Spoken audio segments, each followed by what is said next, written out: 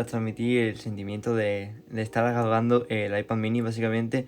Esto era algo que yo había visto en YouTube muchísimas veces. Entonces, claro, por fin tener sosteniendo el iPad mini en mis manos, la verdad que era una auténtica pasada. En cuanto vi la caja, le quité el plástico y no me quedaba otra nada más que abrirlo. Estaba muy emocionado y al frente estaban mis padres diciéndome que tonto eres, que no sé qué, que no sé cuánto, porque estaba temblando y lo dije 1000 veces durante el vídeo. Le quito el volumen básicamente por respeto a mis padres, ya que se les escucha a ellos, se les me escucha a mí, se escucha a mi hermana. Y por eso mismo grabo este audio, que lo estoy grabando de hecho con el mismo micro del iPad mini. Aquí estaba básicamente esperando a que cayese el dispositivo, ya que tardó bastante. O sea, en los vídeos de YouTube a simple vista se vería bastante más fácil. Y por fin cayó.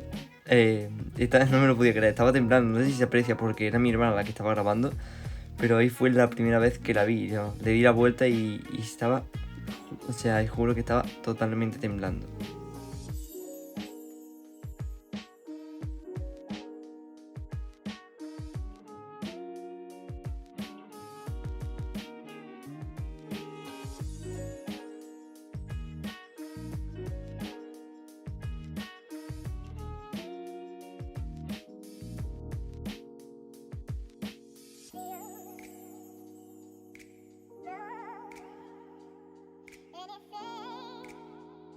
Aquí se la di a mi padre para que la pudiese probar y me hizo muchísimas gracias porque su primer comentario fue cómo se nota la calidad del producto. Y es que claro, realmente este iPad mini por su precio, y más contando que es la versión de 256 GB, creo que costó 719 euros.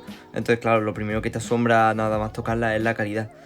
Aquí también se me puede ver a mí totalmente loco buscando la pegatina de Apple hasta que por fin la encontré. Y prometo que pensé que no me la habían metido en la caja porque me puse a sacar papeles manuales y no la había por ningún sitio. Aquí ya por último dije voy a ver el cargador.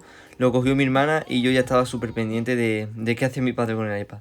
Así que básicamente decidí dejar pulsado el botón y se encendió. Su primer encendido grabado aquí para YouTube.